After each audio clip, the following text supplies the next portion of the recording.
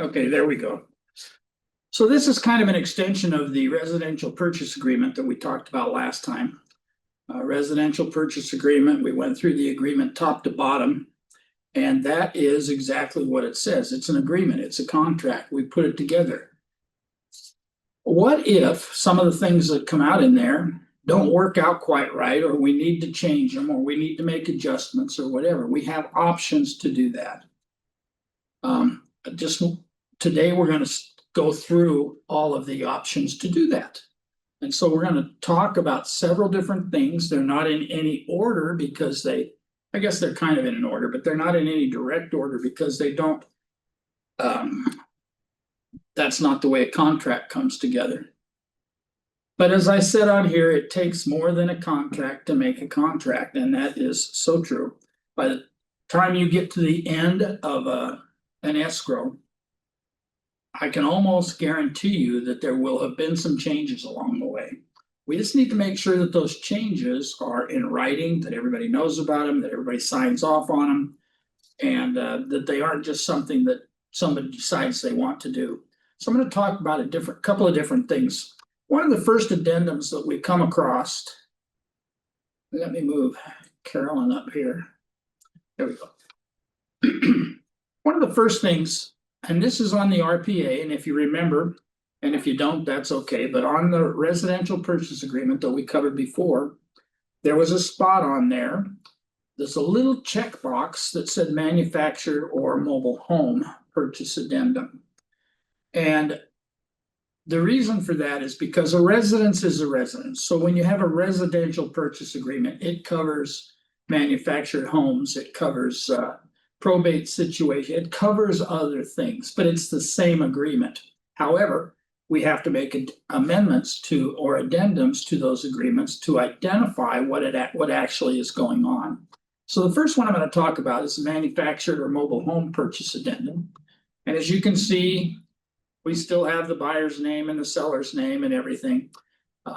This would be filled out by the buyer's agent and signed by the buyer to start out with, as far as the purchase addendum goes. And if they don't do that, then it is up to the seller's agent to get this to them. We need to make sure that they identify it as a manufactured home. It's for a lot of reasons. I mean, you say, well, I walked up, I know it's a manufactured home, it's sitting there. Well, we may have loans involved, we may have other things involved that create situations that we need to be able to identify everything from a space rent to a serial number to whatever. So we're going to talk about that for just a couple of minutes here. So if it's a manufactured home, either in a park, like you're paying space rent and things, or out on its own land someplace, or on its own lot somewhere, all of those things are identifiable, and we need to make sure that we identify them. As a listing agent, we need to identify them to the selling agent, who's going to then identify it to his buyer so that we know what we're buying. And part of the reason for this is because there are loans involved, and we're going to talk about that in just a second. But different loans will do different things. You can probably finance just about anything one way or the other, but what you pay for it's going to be a marked difference. So the first type of a manufactured home is one that's on leased land. Now that's one that's in a mobile home park, manufactured home park or something. It has a space number. The park has a name. In this case, I put space 293 Spring Mountain in Canyon Lake, Riverside County. And that is identifying that right off the bat, they know that they're going to have space rent. The buyer knows from the start that they're going to have space rent in there and that they're going to be dealing with a park and that they do not own the land. That's why it says leased or rented land. And it's a space rent. You're leasing the land. You can own the mobile and lease the land. And that's the way most of them are. Most of them are not a lease that's set up for both the manufactured home and the space. So you buy a mobile home in there, just like personal property, just like you bought a car and you parked it somewhere and you had to pay somebody to let you park there. So that's what a manufactured home on lease or rented land is. We have to identify that to people. If it is sold with real property, now here's one that's sitting out on a parcel. Got an APN number attached to the parcel. It's located in wherever, Paris, California, Riverside County, whatever it happens to be, but it's kind of out and about and it's not necessarily in a park. Although, that being said, there are some parks out there where you actually buy the land and then you can put your own manufactured home on it. Or there's one already on it and you buy it together. So there's a third way, and the third way is actually the best way from a standpoint of financing and things. But the third way is a real property manufactured home. And what that means is that that manufactured home has been affixed to a permanent foundation. It says here, a real property manufactured home is one that meets the following requirements, and it goes through the health and safety codes. But what bottom line is affixed to a foundation pursuant to health and safety codes such and such, and a CO or certificate of occupancy is issued. And what that means is that it's put on a foundation where it's not very movable. Now everything is movable. We've seen people haul full houses down the street and things, but it's not very mobile like the top two could be.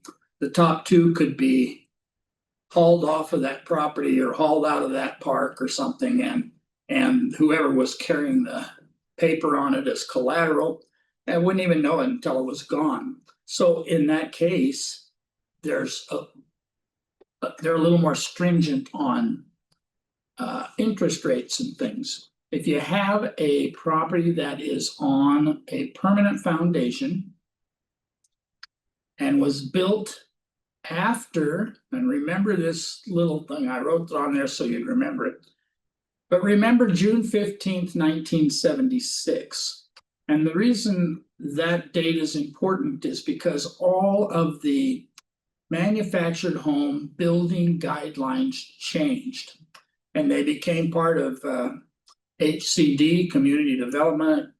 Everybody got involved, okay? It was more than just them. It was everybody got involved and said, you know what? These aren't mobile homes anymore. People are living in them year round. They're not hauling them down the road. They're doing extra things. We've got extra weight on them. We've got all kinds of things happen. We've got people that now want to plug in microwaves and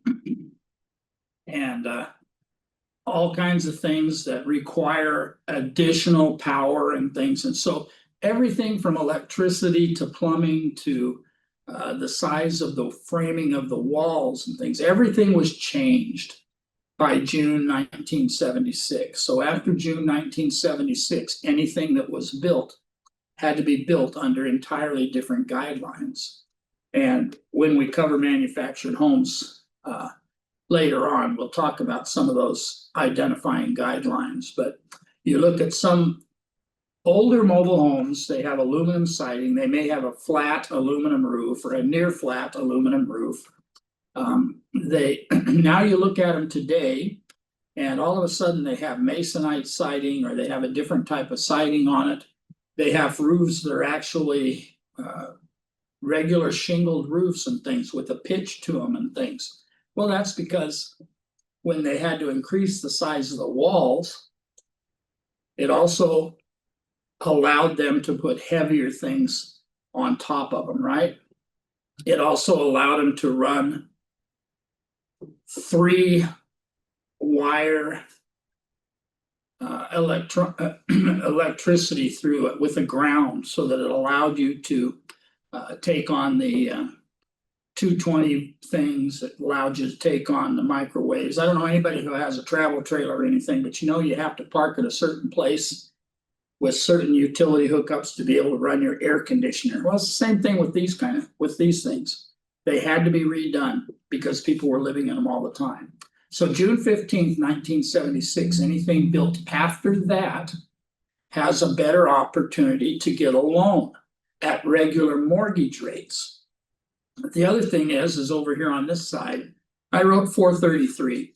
And I just wrote that because that is when you put all of these codes together here, it turns out that you have a 433 foundation. 433 is the code that the counties will have attached to it that says that it's on a permanent foundation. And a permanent foundation and June 15th, 1976 makes all the difference in the world when it comes to financing. And so those are important things for you to know. We still need to know things like serial numbers and so forth, because we're transferring two things. We're transferring land and we're transferring mobile homes. And so we have to have insignia numbers, HUD numbers, serial numbers, something. Those numbers are generally hidden throughout. It's like a scavenger hunt sometimes. They're hidden throughout the mobile. It would be nice if there was one identifying place on it. The only real identifier we have is the license and decal, which has to be placed on a certain corner of each section of a manufactured home. So if it's a double wide, you would have two of them. And if it's a single wide, you'd have one. If it was triple wide, you'd have three. So and on and on. So, and those identifiers are usually on the outside near the corner. The thing that happens with that, and I'll just tell you this from years of experience and things, is that sometimes people have their manufactured homes painted. And nobody pays attention. It's like when they're going through and they're masking tape windows and all kinds of stuff to keep them from getting painted. Nobody seems to pay attention to those little insignia plates that are on the manufactured home. And so they get painted over. And so I've been out there before sometimes where I've done the James Bond trick, you know, where the spy trick where they put a piece of paper on it and they take a pencil and they try to scribble over it a little bit lightly and things so that the number will show up. I've done paint. I've gone out with paint remover. Somebody told me that nail polish would work because of the acetone in it and things, whatever. And they've cleared it off enough to be able to get a number off of it. There are more difficult places to get numbers. Sometimes they put them just underneath the coach where the water hookups are, but they're there. Sometimes they're easy and they happen to be on the inside of the door of where the water heater closet is. So it just varies, but we need to have some kind of a number. The easiest way to get a number, if we can, is if the people still have their original purchase papers, because on there would be a number that was assigned. All right, so this addendum goes when we have a manufactured home. So we're going to skip on here. There is one little thing that this little thing is mentioned on here. You know, I mentioned earlier that you could be in a park paying space rent. Well, park conditions become part of the contract at that point in time. You know, manufactured home parks, they've got an HOA in place and they've got rules and regulations and guidelines that they have in place to try to keep the park, and it's a good thing for the most part, because they're trying to keep the park upgraded. They're trying to make it not look like an old, dilapidated, falling down. And you know what? You've driven by all of them. You've driven by some mobile home parks, manufactured home parks or something that look like $1 million. You know, the grass is green and the trees and the flowers are blue. I mean, everything is just good. And you've also driven by some where skirting is falling off the coaches and where stairs are rickety going up to them and things. And the space rent is considerably less on those because the park has very unrestrictive rules and regulations. But the bottom line is that when you sign this agreement, when you put together this addendum, it says that if there are repairs or improvements required by the park as a condition for closing, then a further written agreement between buyer and seller regarding the payment of such costs is required. Now we're going to get to that paper in just a couple of minutes. We call them amendments and we call them addendums, depending on what the case is. But we have to put those in place.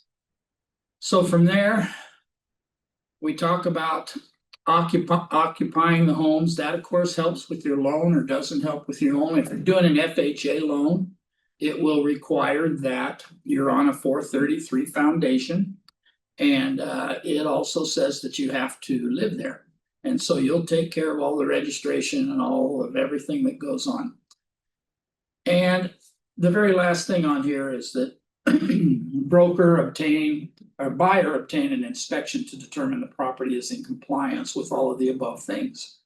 So you get a home inspector to go out there and they do the inspection and they look for all of the things that you know what a home inspector does. They go out and look for all the things that are right and all the things that are wrong.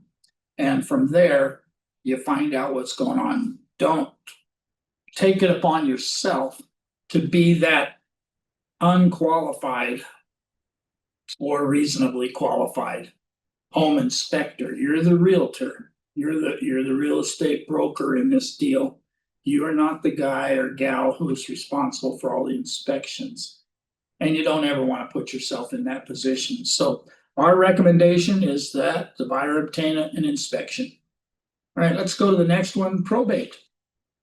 So I'm not gonna, I don't know how many times you're gonna handle probate. Some of you that have taken upon yourselves to talk with attorneys, probate attorneys and things in the area and let them know that your office and your company is qualified to handle probate property and you'd be glad to help them through any probate things that are going on. Or a letter that goes out to a local attorney or a couple of local attorneys letting them know that you do probates and you're familiar with the process or your company is familiar with the process or something. A probate, and I'm sure most of you know, but a probate is when the party who owns the property passes away and does not leave it in a trust. They didn't do anything with it. And somebody says, well, they left a will, and in the will, they willed it to me. Okay, well, that still is a probate. A will does not remove it from probate.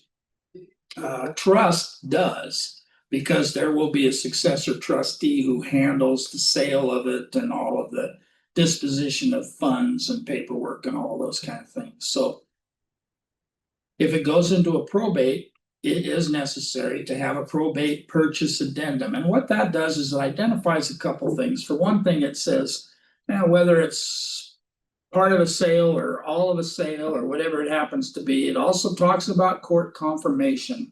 And what court confirmation is that maybe there's more than one, maybe I have 4 brothers. And so maybe all 5 of us think that things should be taken care of differently. But I get more than him and he gets more than them and whatever, who knows? It's called contesting, and you can contest a probate, you can contest it, but then it becomes up to the court to decide based on all the paperwork and all the evidence that's come in and what the attorney has to say and what the individual has to say and who can prove it on paper and all those kind of things. It requires a court confirmation once the offer comes in. So you can list the property as a probate. Hopefully your seller, whoever's representing them at the time, has gotten with an attorney who has opened a probate. And that's the preferred method. You have somebody who takes it upon themselves, maybe it's one of the beneficiaries or whatever, that takes it upon themselves to talk with an attorney and get a probate open with the court. They will assign it a number, case number, blah, blah, blah, blah, blah. And they'll assign it a case number and they'll assign a hearing date. And when you go in for the original hearing date with the attorney, the court is going to decide at that time whether or not to grant some kind of a guardianship or a receivership or conservatorship or whatever it is, and they will say you have full authority to sell the property. Or if there are a lot of other people involved and they haven't been notified yet, and things of what's going on, then it will probably establish a court confirmation. And that'll be determined at the time of the offer. They'll determine that it needs a court confirmation, and we're going to reschedule that date to whatever. And it'll be scheduled at sometime down the road. And when I say sometime down the road, I can tell you that I've seen probate close as quickly as 30 days.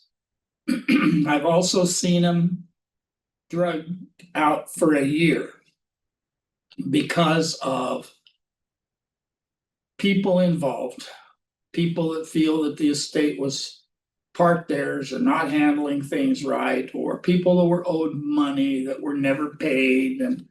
And all of those people have the opportunity to get to the court with those papers that show that they should actually have a portion of it and things. The court will make those determinations. And then it says right here, obtaining a court confirmation hearing date within 60 days.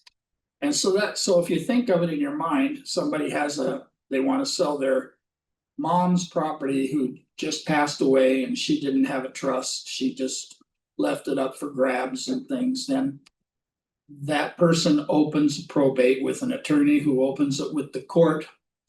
And then the court confirmation hearing date will be established. It says within 60 days, and that's generally what it is. But if you think of it now, you've listed a property under probate, you've taken a while to get it sold, and now we have to go for court confirmation. So that's going to add a couple of months to it. So it's important to know that it's not going to happen quick. And so it's important for us to let people know that it's not going to happen quick. So this is kind of what I just said. It's in different terms, but sellers shall file a petition to confirm the sale of the property. And then they notify everybody of what's going on, and we move forward. If the buyer defaults after court confirmation, the order confirming the sale may be vacated. That means it can be canceled. It may result in buyer's forfeiture of the deposit or an amount that the court may determine. So you understand that it's kind of, when a probate is involved, it is all in the hands of the court. And local probate court rules apply. Each county, they're close. There's not a lot of variation, but different counties require different things. So the probate will be opened by the attorney in their local county, wherever that happens to be. Are there loan contingencies, appraisal contingencies? Are there any of these things involved in this? These have to be taken care of, or at least addressed prior to going back to court, like the preliminary title. The court will want to see preliminary titles, and they'll want to see death certificates and things like that to show that actually that has happened, and you're not trying to sell it while mom's still sitting in the recliner watching television. But they'll want to know that death has actually happened and things. Your other disclosures, like your condominium disclosures, if it is a condominium, then obviously the condo HOA rules and things apply. The buyers still get investigation of the property, but I can tell you that a lot of times, depending on what the court has to work with, a lot of times the court won't approve a lot of work to be done to the house. So you're kind of buying the house. I won't say you're buying it exactly the way it is, but you kind of are buying it knowing that they're not going to take care of very much. So anyway, we fill out whatever applies here. Vesting is going to take place as follows. And that means that the buyer has 10 days after acceptance to decide how the title's to be taken. So is it just in my name? Is it my wife and I? Is it my company? What is it? But that has to be determined. And if initialed in the body of the agreement. Now, you know that on the RPA, the residential purchase agreement, there's that box on about page 14 or something that talks about liquidated damages and mediation. Okay, so if that person that's writing the offer checks those boxes, then you have to counter that back out and delete it from the agreement, because the probate court will not identify mediation, arbitration, and liquidated damages because it's in the court. It's already in the court. So the court will make the decisions as to what goes on. They have the jurisdiction over the resolution of disputes. So what they say, and if there's supposed to be damages, if there's whatever, deposits refunded or not refunded, any of those things, it's all in the hands of the court. So it's important that people understand that. When I say people, I'm talking a lot about buyers. All right, here's a couple of things that we think about because we get paid to take care of people and to turn over properties. But commission is all, again, we're talking about the court, okay? So the court is, they're handling the commission too. And I don't mean handling it by they're gonna pay it. It just means that the court is going to make the determination on the commission. Now, maybe you have a house listed for $500,000 and the commission on it that you put down for the seller was to be 3%. The court can say, well, this was a bidding situation, it got overbid, we're only going to pay the 3% on the original amount.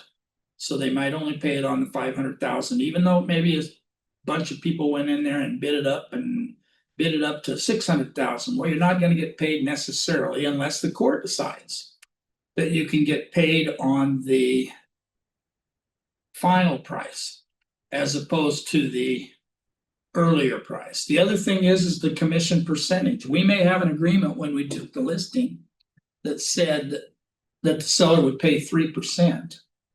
However, if the court says, no, this is a lower price property, there's not a lot of work involved, we think that that's excessive, they have a loan payoff, whatever's going on in the court's mind, they will make a determination on the actual amount. So it may not, you may have 3% in your listing.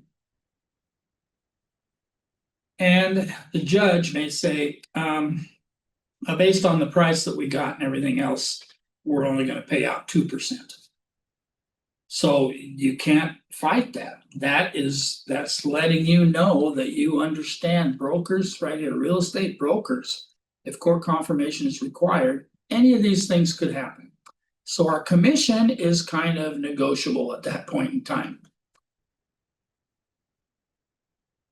There's a probate advisory that goes along with the probate, and it tells you, and it tells you, and it tells the other agent, and it tells the seller and the buyer that there are some things that they are exempt from. Now, I have never lived in my mom's house. So if anything happens to her and she passes away, and I don't know what's going on with the house. So that if I'm the one that the court appoints to take care of the sale, I do not have to provide the TDS. I don't have to provide the SPQ. I don't have to provide a lot of things because I don't know some of those things. I don't know about an earthquake guide because I don't know. I could probably see whether it's built on a hill or whether it has cripple walls or whatever. So bottom line is there seems some things that I'm exempt from.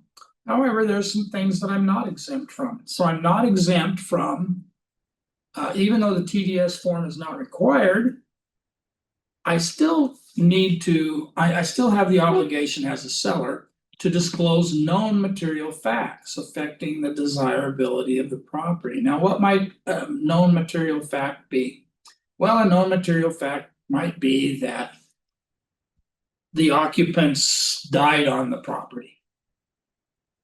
A known material fact might be that there was a fire and in the kitchen and there was an insurance claim filed And the insurance took care of replacing the walls and the floor and the appliance that caught on fire and things. So if I know things as a seller, I still need, now probably if I were a son, I actually am a son. So anyway, and my mom had something like a fire or a flood or something happen in the house, in the kitchen, my water pipes broke or something. All right, those are material facts. And those are things that I know because my mom told me. Right? So, and they're also going to be discoverable by clue reports, comprehensive loss underwriting reports that the insurance companies do. So it's going to come up. But if I know about it, it's just, I just need to tell them about it. Even though I've never lived in the house, it doesn't make any difference. I'm not exempt from disclosing things that I know about the property. I'm not exempt from the hazard zones, right? And one of the reasons I'm not exempt is because that's not something my mom would know anyway. That's something that I get from a natural hazard report or from a county fire report or a local fire report or something. Those are things that I would get from them. If we know from them, those are third party. I have to know. And so it's kind of a, I don't know, I'm gonna bring this up the next time we talk for standard forms. But up here, we say that they're not required to do an NHD, which is true. That's what the law says, is that NHD, I'm not required to do. But then when I look down here and see the things that I am required to do, I think to myself, how else am I gonna get these things without going to each governmental agency individually? And I can't think of one without going to each governmental agency and checking through codes and local requirements and county requirements and state requirements and everything else. I can't think of any way to do it other than an NHD. So to me, NHD form is not required to be completed. However, that's what's going to give me this information up here. So it's kind of a, yeah, it's kind of a cross up of terms as far as I'm concerned, because I don't know where else to get them without going all over town and the county and everything else to do it. The sale is not exempt from state requirements regarding water heaters. I'm not exempt from, and this is an easy one anyway, the federal obligation to disclose known lead paint. And what I do is I have that lead paint disclosure that the lead paint disclosure basically says that the house was built at a time when lead paint was used. Whether or not there's still lead paint in the house, I don't know. But that disclosure is an easy disclosure. It's not saying that there's lead-based paint there. It's only saying that the home was built at a time when lead-based paint was used. What is that time? Prior to 1978. So from 1978 on, lead-based paint could not be used in residential dwelling units. Okay. Carbon monoxide, this is not exempt from the carbon monoxide requirements. So you have to have smoke detectors, you have to have a water heater strapped, you have to have carbon monoxide. And Megan's law and that database that is identified on the RPA. You don't have, this does not mean that you need to go out or your seller needs to go out and track down sex offenders in the neighborhood. It means that we have to identify the fact that there is a website that they can get on, and that is identified in the residential purchase agreement. And then notice this one regarding gas and hazardous liquid transmission. This notice is being provided simply to inform you that there is a gas pipeline that runs through the back of my property. There is something that happens back there. I don't have to do anything with it. There's mapping systems available for a buyer to find out on their own, but I at least have to identify that as a possibility. All right, last page. Sale is not exempt from the obligation of the buyer to withhold a portion of the purchase price under federal law. So this is basically saying that if there are tax withholding things that are going to go on, those are still going to go on. Even though Terry Ryan is not the owner of Kathy Ryan's house. If Kathy Ryan is gone and I'm taking over, I still have to, we're still, the house itself, the sale itself, the people, the division itself, however we decide that disbursement is going to be, somebody is still going to be responsible for taxes. All right.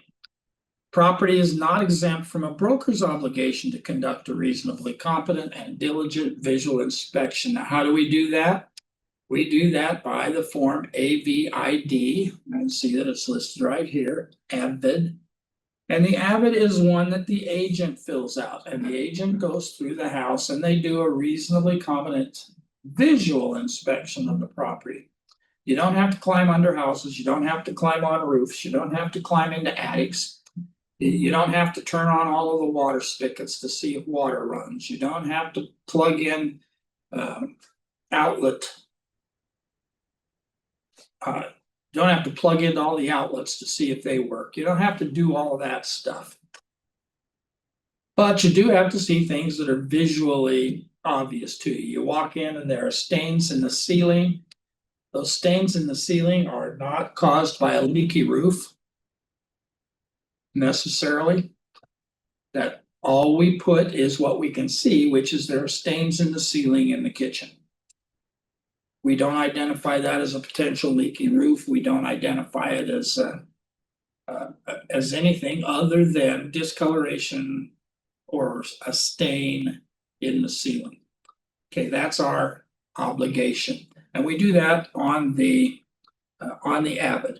And this sale is not exempt from the obligation to provide agency relationship disclosures. Okay, we do that with every contract that gets downloaded. If you remember when we downloaded the RPA last week, it downloaded with disclosure regarding agency relationships. And it says that our office, Century 21 Masters, by Terry Ryan, is representing the seller or representing the buyer, whichever the case may be, or possibly both.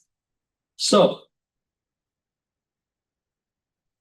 the last little bit of this addendum or this advisory says that there are some other considerations to take into account.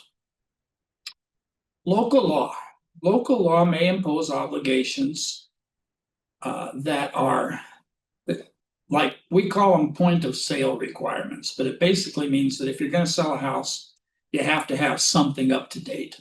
Now, it doesn't mean that a house that was built in 1950 has to have all new pipes and all new electricity and things like that. But it may mean that you have to have, and it brings up as an example on here, installation of low flow toilets, raindrop shower heads, installation of smoke detectors. So there may be some local laws that say that those things have to be done in order to sell the property. So that still has to happen. You don't get out of those things because you are not the owner of the house. If the property is being sold under probate because of death, then obviously that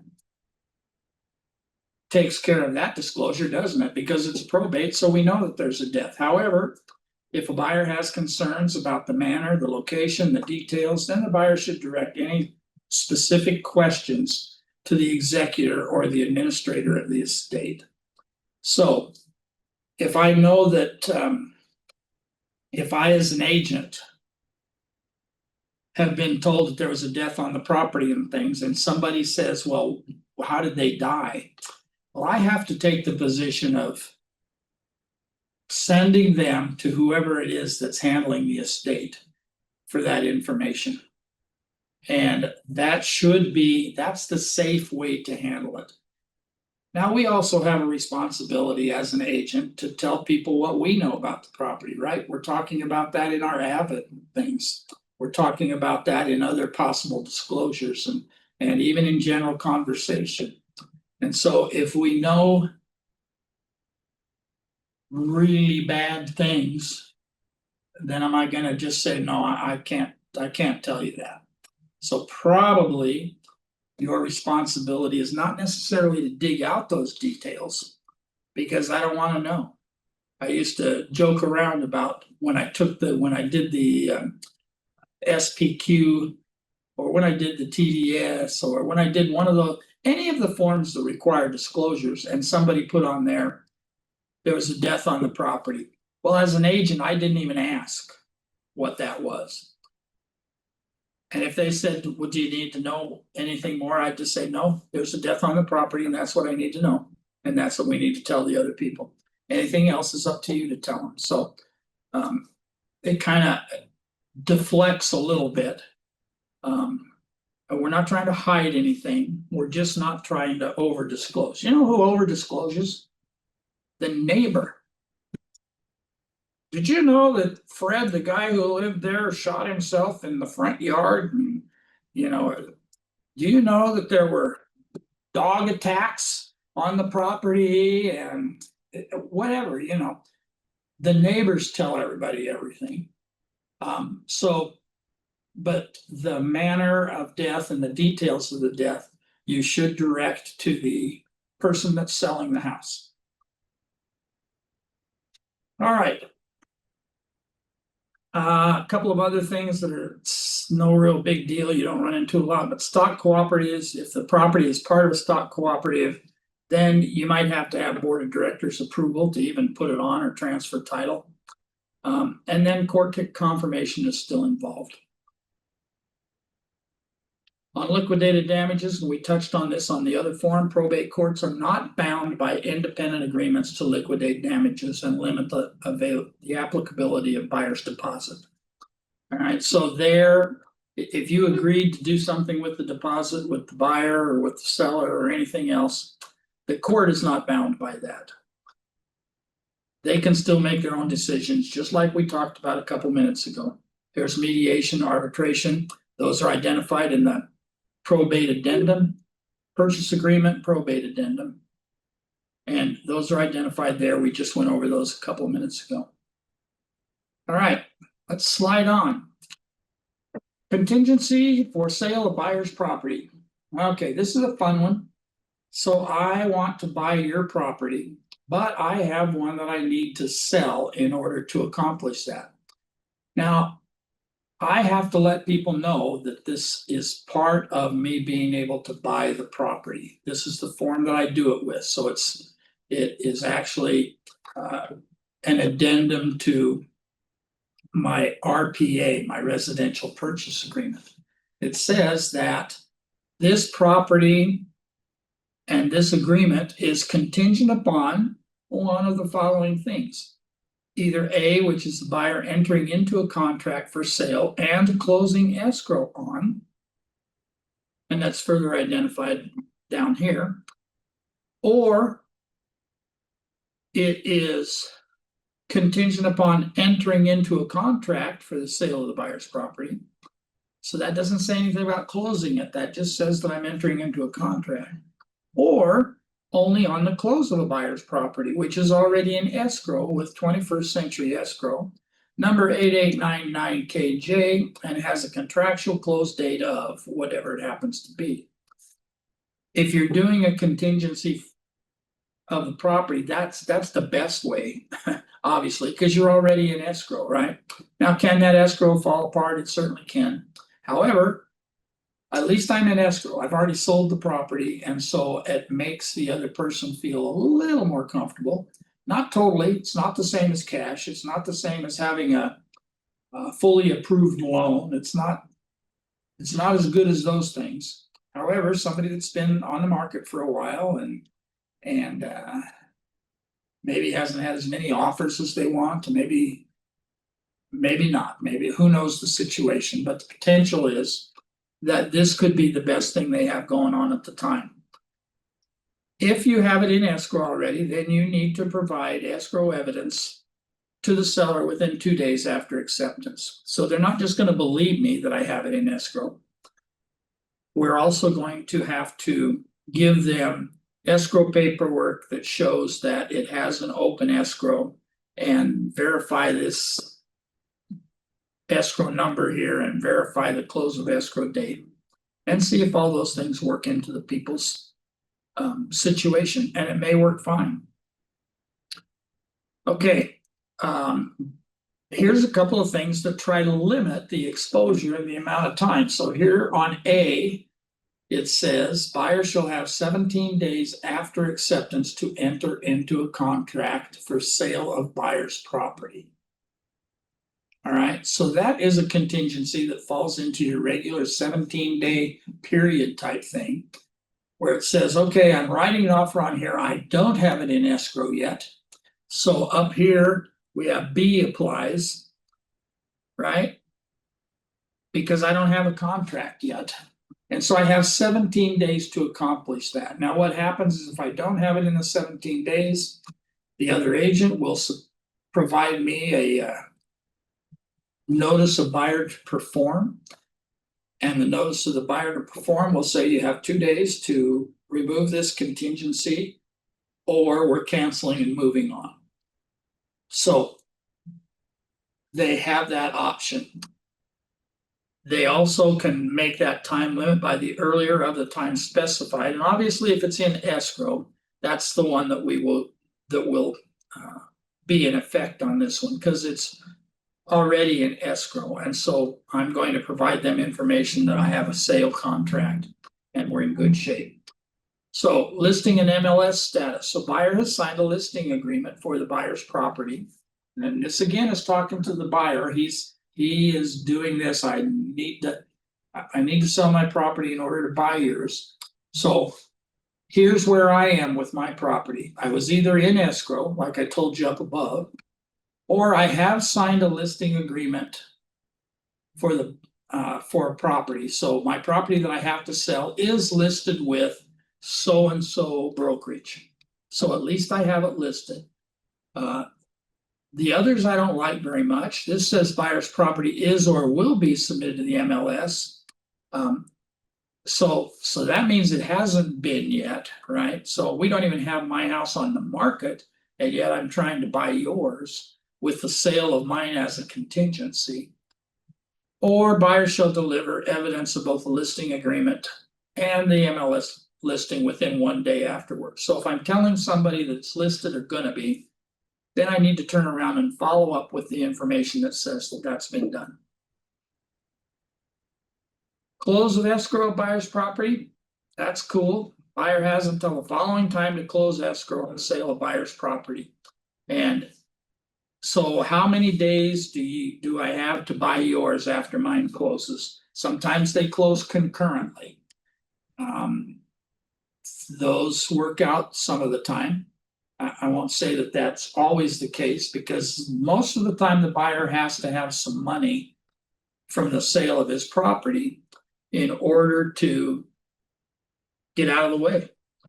I had one that closed recently where the people were moving to Utah, and we were moving through on the escrow and had its ups and downs like any escrow has or anything, but the seller needed to get out of their house in order for the buyer to be able to start their move in as soon as it closed, because they had a lease that was up and had to get out of the way and things. And so we drew up an addendum or an amendment to release part of the buyer's deposit to give the seller money to move with. Now that required an amendment to the agreement that said that, buyer to release $5,000 of earnest money. And then we were able to move forward. So there are different things that can happen, but sometimes people run right up against it to where I'm ready to move in and you're not ready to move out, and we have to have those discussions. So buyer agrees to keep seller informed about the status of the transaction. Now, how do they do that? They do that through the agents. That's not something that goes around us. I keep in touch with my buyer, and my buyer says that, well, here's where we are with the loan situation. I'm keeping in touch with their lender to make sure everything is on target. I'm keeping track of the things they need to do, like termite inspections and all of those kind of things. And then we're moving forward on all of those things.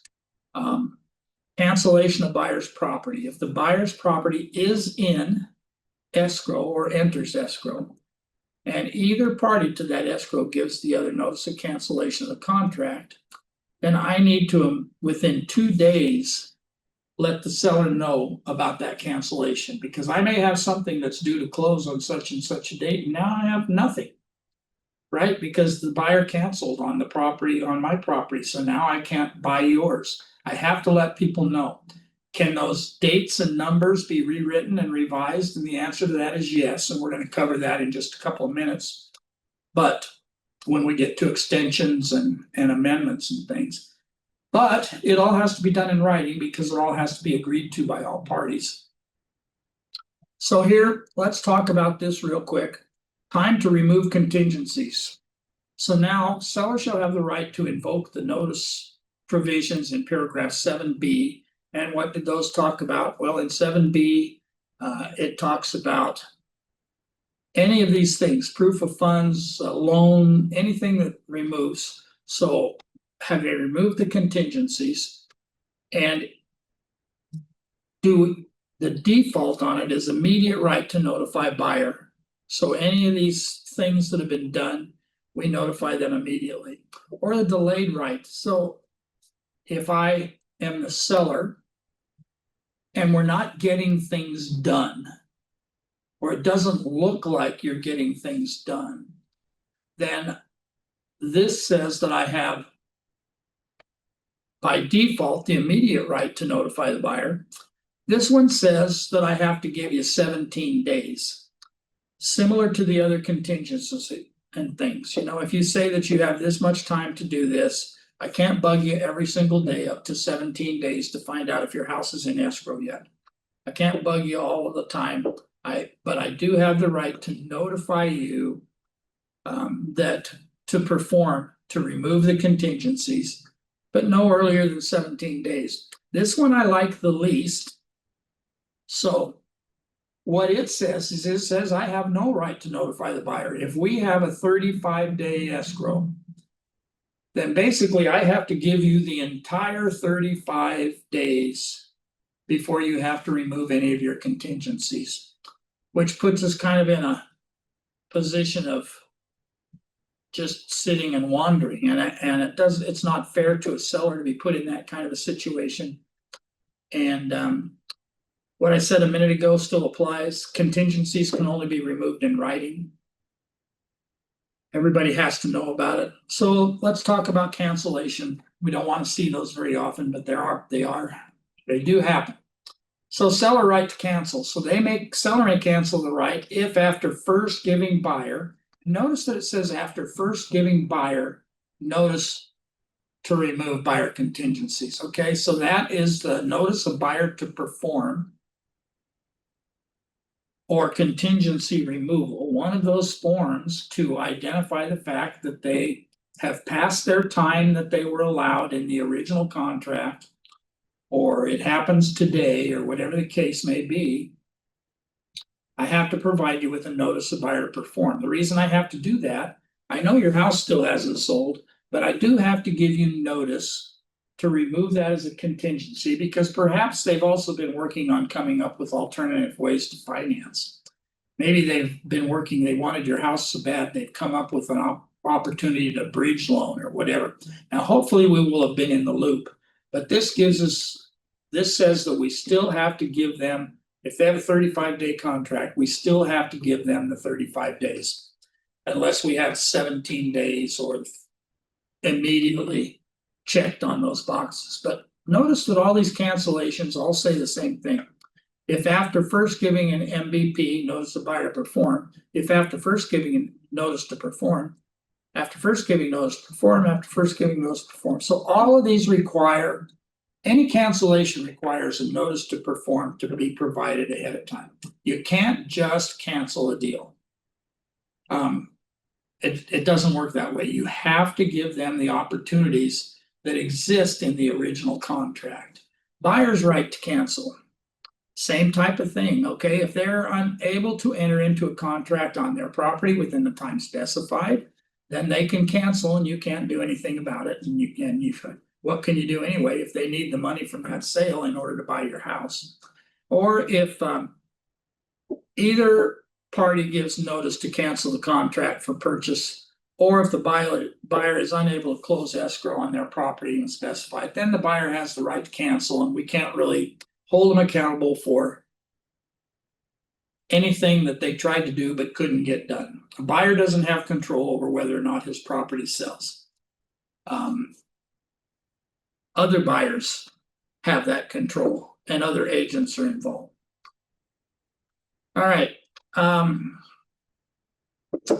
Time periods in the agreement. So now you know that on the agreement itself, on the RPA, if you remember when we went over it last week, we went over it said that you had 17 days to complete all your inspections, you had 17 days to get the appraisal done, you had whatever those numbers were. Then those numbers, the time periods start after any of the following are delivered, like escrow evidence for buyer's property, or buyer's election in writing signed by to begin time periods, or buyer's entire removal of this contingency for the sale of the property. So basically what it's saying is that you can't, if you look here, it's on the day after, and or as specified in the agreement. So when you say 17 days to complete all inspections, you can either have it start on the day that you accepted their offer, even with the contingency, or you can have it start on the day after they deliver evidence that their property is in escrow.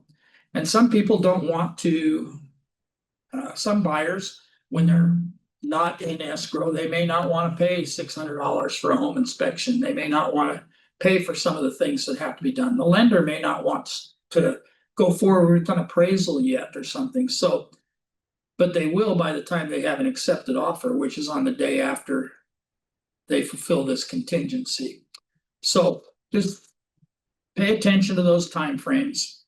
And the buyer's deposit will still be delivered to escrow within the days of the contract, right? So the RPA says that 3 days afterwards that you'll wire the money in. That still has to happen. We still need to have buyer's deposit in place. So those things all stay solid. All right. So let's talk about counteroffers.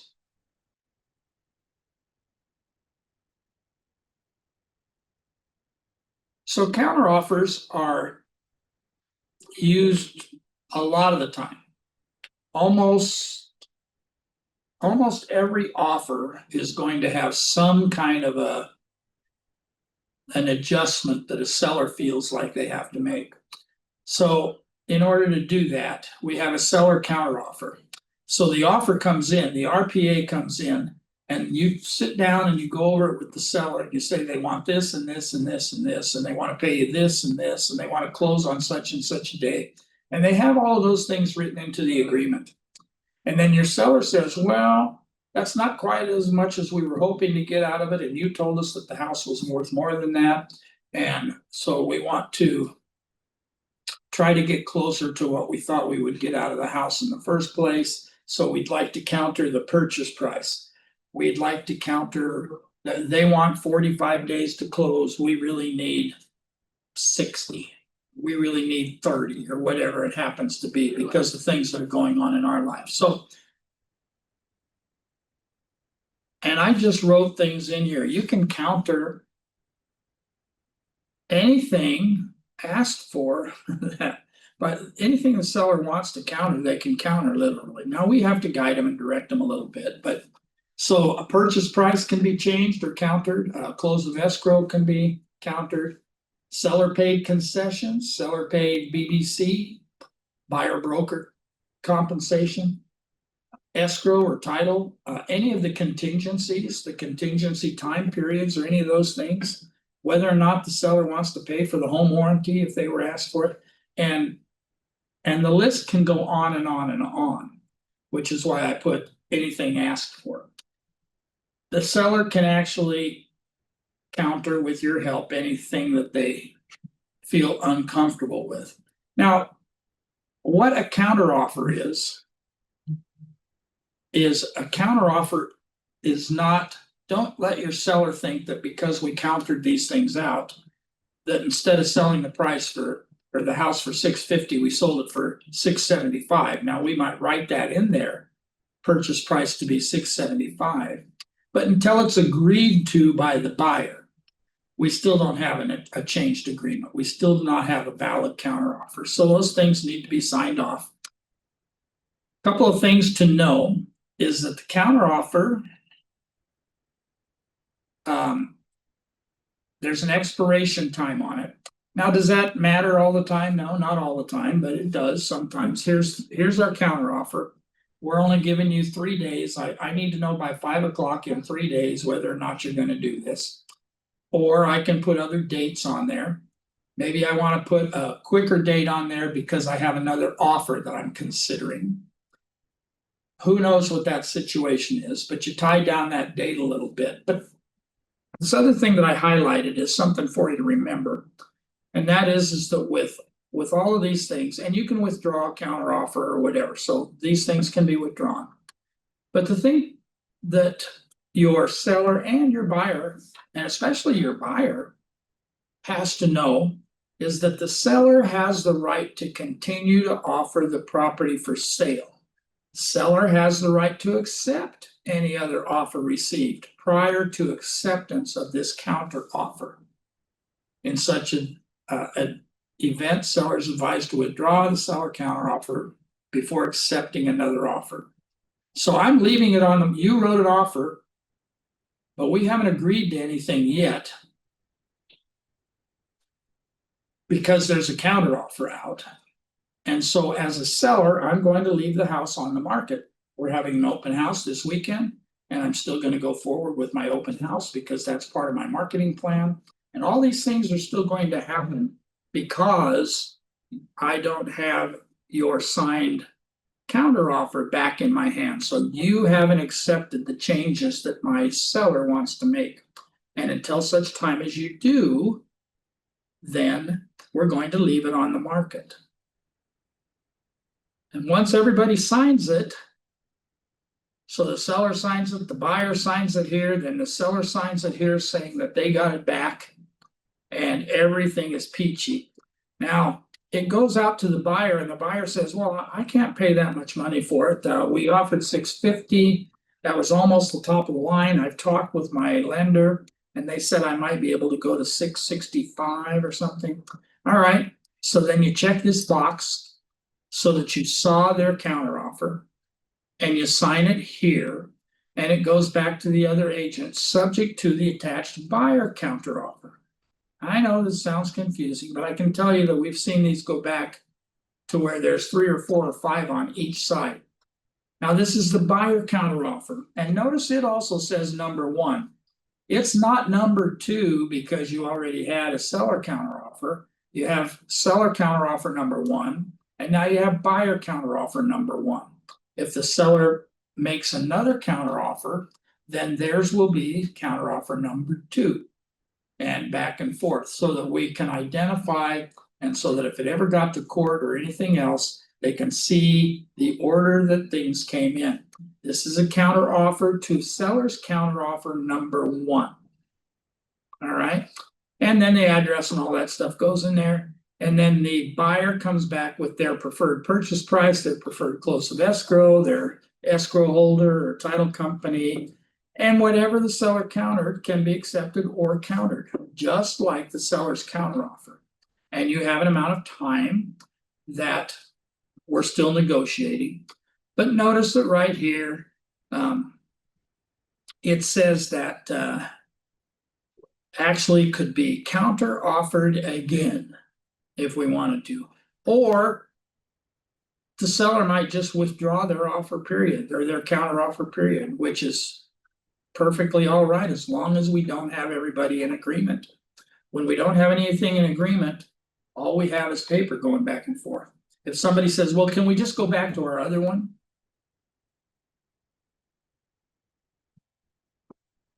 Can we go back to our initial terms and things? And yes, you can, as long as everybody agrees to that. By then, the seller might have other things going on. So here's one that we run into little issues with every once in a while. Seller multiple counteroffer. Whoa, This is fun. We went through a lot of these a few years ago. And we'll hit them again. We still do them and things, but basically what this is that we've got 2 or 3 offers on the property. And all 3 of them look pretty good. This one, if we just change this a little, this one, if we just change this a little, so we can actually do multiple counteroffers to several people simultaneously, several agents simultaneously.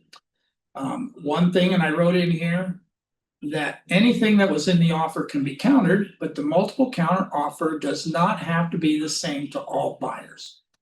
So one buyer may have come in with the right price, but they wanted too long to close escrow, or maybe they wanted too many seller concessions. Have to pay a lot of buyers' closing costs or whatever. The other came in with a price that was low.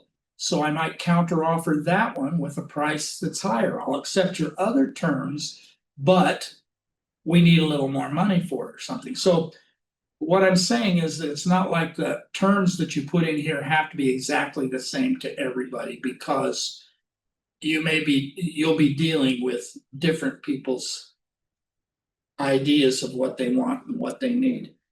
If there's more than one counter offer going out, you have to use the multiple counteroffer form, because that is a misrepresentation issue if you don't. It's also a misrepresentation issue if you send it out when you don't have more than one offer going out. I've had that question asked to me before, and it's a good question, and that is, well, if I want to try to emphasize the importance of this and things, what if I write it on a multiple counteroffer sheet? Well, if you write on a multiple counter offer sheet, you are identifying that there is more than one offer on the table right now. And if you're not going to send one to anybody else, then you are misrepresenting the contract. And if anybody figures that all out, then you would be liable. All right, so you can counter offer whatever.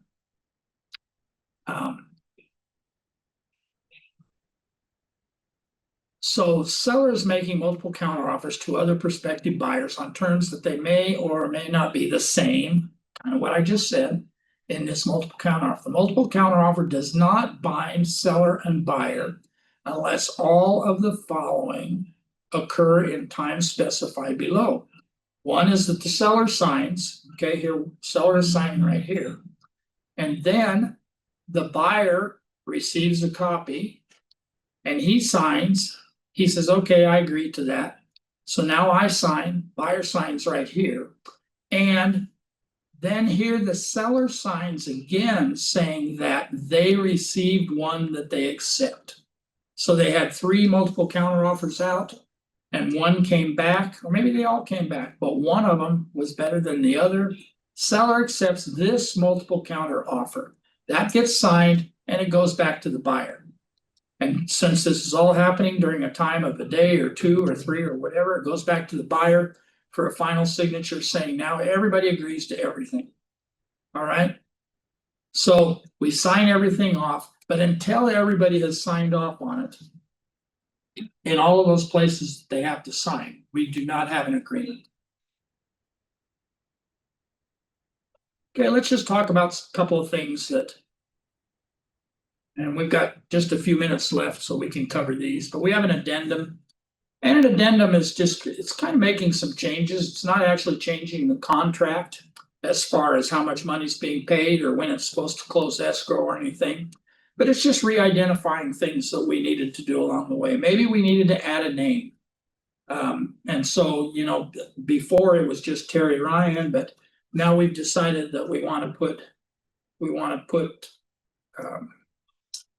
Deanna Ryan on it as well, or whatever the case may be. We might want to put somebody else on there instead. We might want to put a parent on there because I can't, I don't have enough income to show that I make enough money to buy this on my own. So I need a cosign or something like that. So maybe I'm adding a name. Maybe I'm doing a correction in spelling.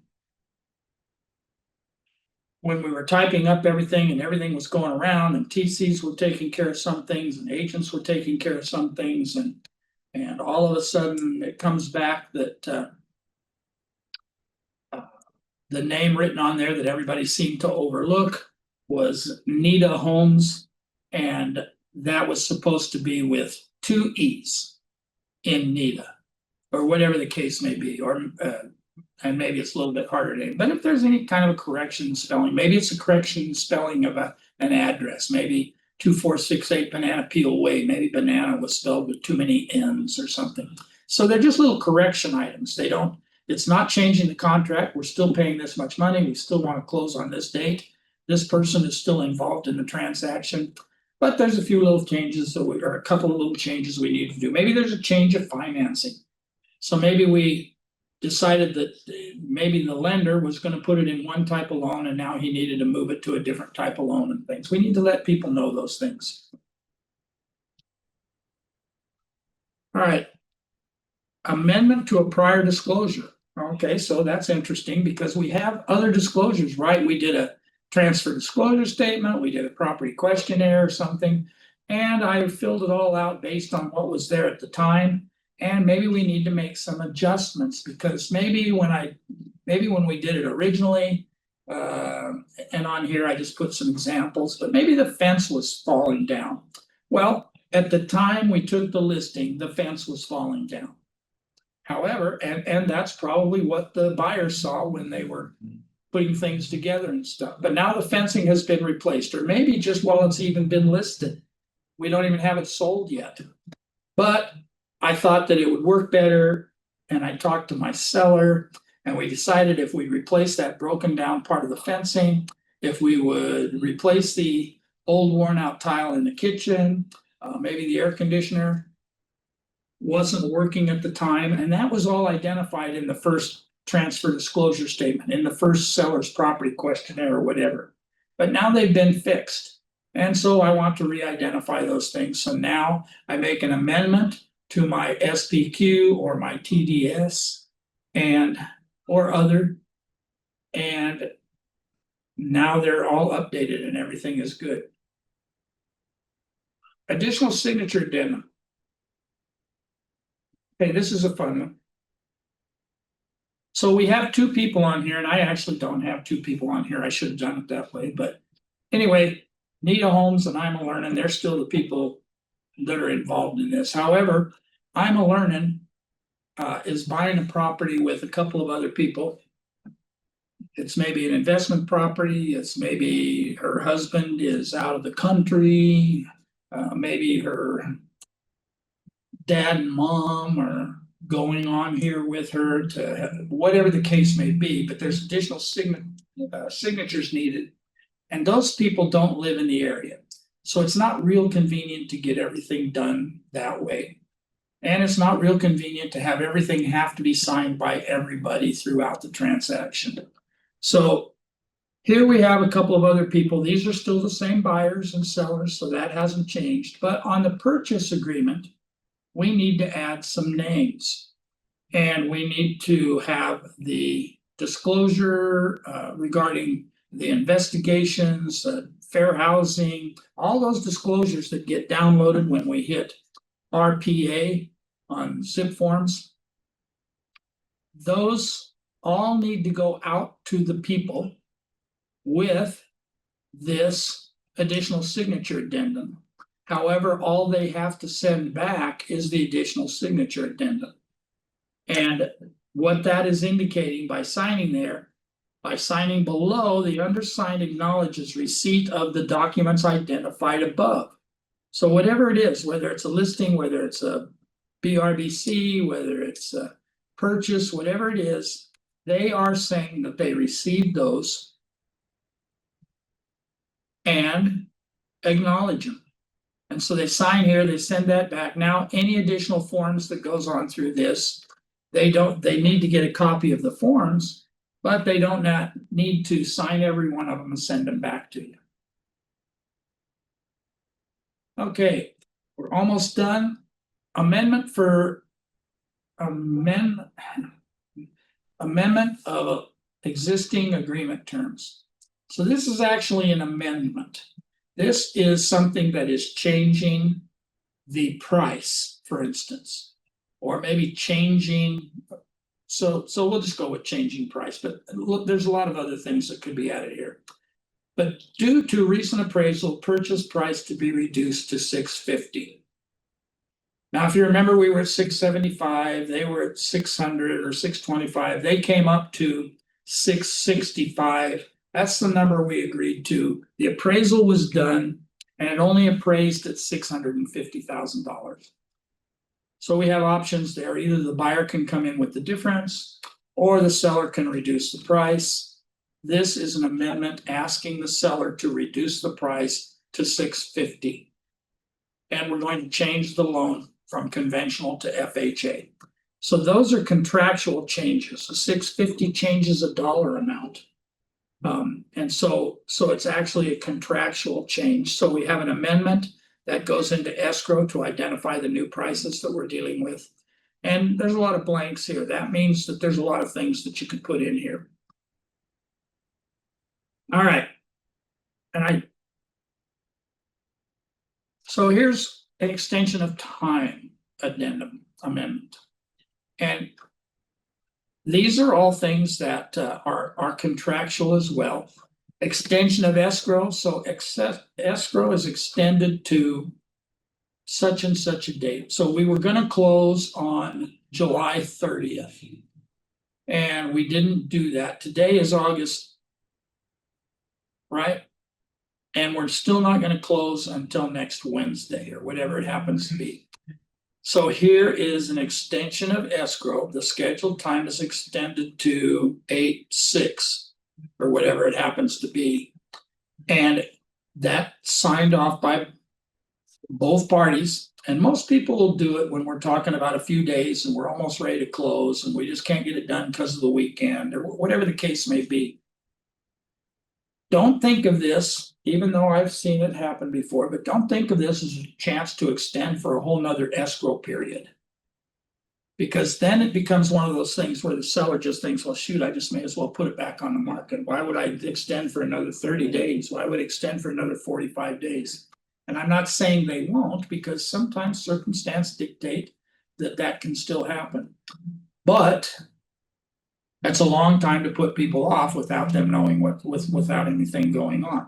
At that point in time, you might write one of those amendments up that says that the scheduled close of escrow is extended to such and such a date with a release of the deposit, like I mentioned in that on that earlier form.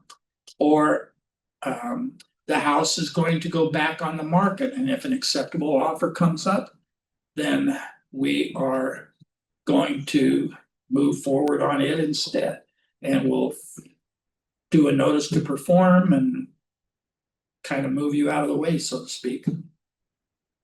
Or extension of contingencies. Any of the contingencies that are on the first couple of pages of the contract can be extended as long as everybody agrees to it. The buyer can't get an investigation of the property done in the 17 days that he's supposed to. He's on vacation, he's on a cruise ship, he wants to be there when it's done.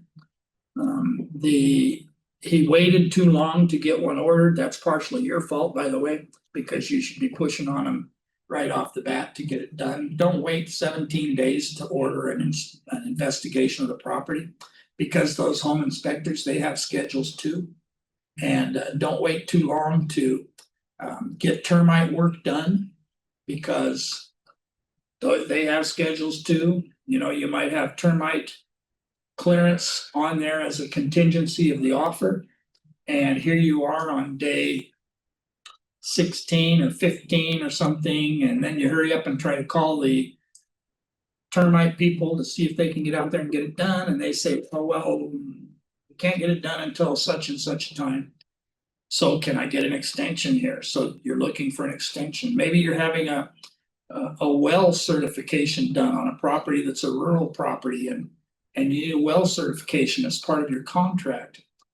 And that well certification, it's going to take the well people 2 or 3 days to get out there. But one of the things that they're doing is they're doing chemical testing, and they don't do the chemical testing on site.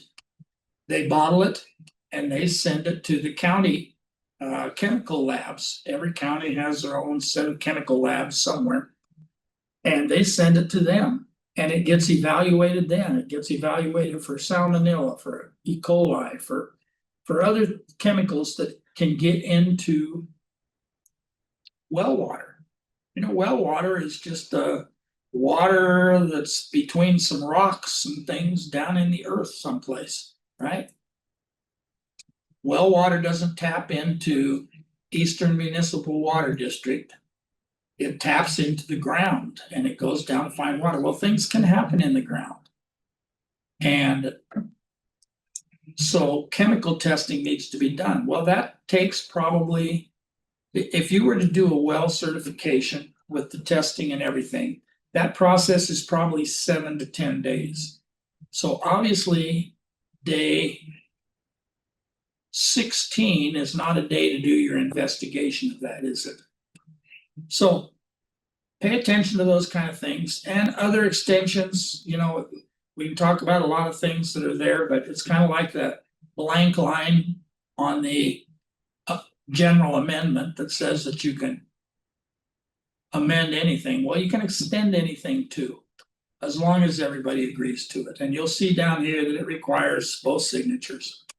Both the buyer and the seller have to sign off in order for it to be an accepted extension. You sending it out does not make it an extension. And that's the last thing we have to cover today. Are you excited? Very excited. Good morning, Terry. Hi, Shakira. How are you? I'm good. I have two quick questions. Go. The first one you mentioned regarding the manufactured home, the city code number 2433. Does it apply to all counties? Like I'm in Santa Clara County. Is it the same code? Yes. Okay. The second question. Yeah. 433 is actually an FHA established code. Okay. And so it's a federal thing, and they might have their own little, it may be 433A or something like that, but 433 will be that'll be the instruction. Yeah. Federal code. Would you consider it ethical before counter offers from buyers or sellers for the agents, either the buyer's agent or the listing agent, to call each other before writing out the counters to say that, do you think your buyer can come out with this amount because we will counter a certain amount?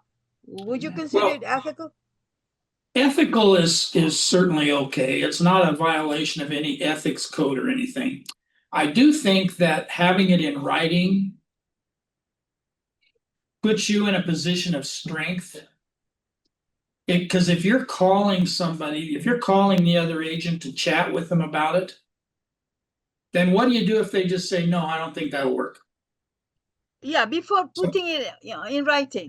Because sometimes, so that's kind of my thought. My thought is that, and even if I got a counter offer and I'm going out and talking with my buyer and I say, okay, so we did pretty good, but we did get a counter offer on this or a counter offer on that, and they would like this much money out of it and things. It's right there in front of us. If we sign here, Mr. Buyer, we have a deal. We'll open escrow this afternoon. We'll open escrow tomorrow morning, whatever. And you'll be on your way to buying a house. If we try to counter back something else, then we still have a no, right? We don't have a deal. They still have the house on the market. They still have and I'm not trying to put pressure on people. I'm just trying to let them know the possibility, because I have had to go back to people before and sit and say, oh, okay, do you know what, that counter offer that we wrote and the counter offer that we didn't sign, well, now there's another offer on the table. And now they're sending out counter offers to other people. Well, can't we just hurry and take it? Well, maybe. So it's kind of one of those things where if I have it in front of me and I can explain, here's their offer, here's where we are, here's what the market analysis says. It says the property is worth this much, so I think we could get it appraised for that. It won't affect your payment much. We can talk to your lender if you're concerned, but let's do all of that in a hurry. And it's in writing, so all it requires to move forward is the signature. But in the situation of the first instance of counter offer, multiple counter offer. So the seller sends out multiple counter offers because they're not all the same, right? Sometimes it's a Right. price, sometimes it's a condition. So the buyer's agent has no clue. So the buyer's agent will call the seller's agent and say, when you counter, is it the price? Is it the condition? So that you can do a counter to counter or accept the thing. That is okay or not okay? Well, conversation between agents is always okay. It just doesn't ever mean anything. It's kind of one of those things where you can call and you can tell them those things. You can talk with them about those things. You shouldn't be giving them advice to what they need to do to be better than the other one, that type of thing. But Often the buyers will say, "Can you call this? Can you call the listing agent?" Right? Often, yeah, that's why I counted. Yeah. I know, and it happens occasionally. I'm not saying that it can't happen, but I'm just saying that you have more strength when it's in writing. Okay. Here's what they said. They sent us this counter offer, and here it is. It's right here in front of us. Or I sent you a copy of it, or whatever, and we have it there. Thank you very much, Of Terry. course. All You have right. a wonderful weekend. Bye, everybody. Yep. You do the same. Hi. Bye, everybody. Hi, Terry. I have a question.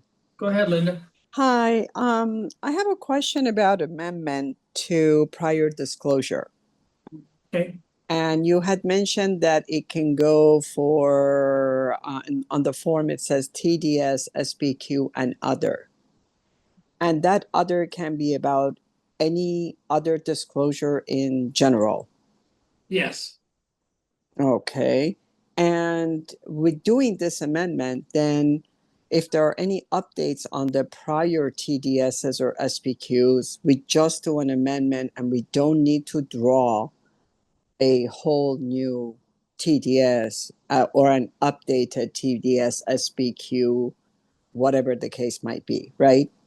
Correct. And that's the reason that they came out with this recently is that because there were a lot of people that things would happen, and just what you said, they would have to redo the entire transfer disclosure statement so that it was accurate, because that's what's going to show up you know, in front of a buyer or in litigation or in anything else. And so that's exactly the reason they came up with this form, was to be able to correct those things without having to redo all the paperwork.